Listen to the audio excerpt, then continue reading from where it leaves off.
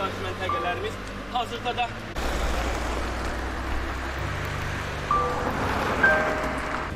Gözlüğün bize değil.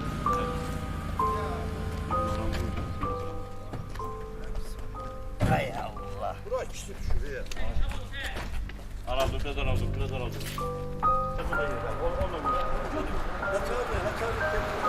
biz hal-hazırda Tərtərdəyik. Düşmən ordusunda Xarj məntəqəsinin tutması məqsədində bir gəlişə var.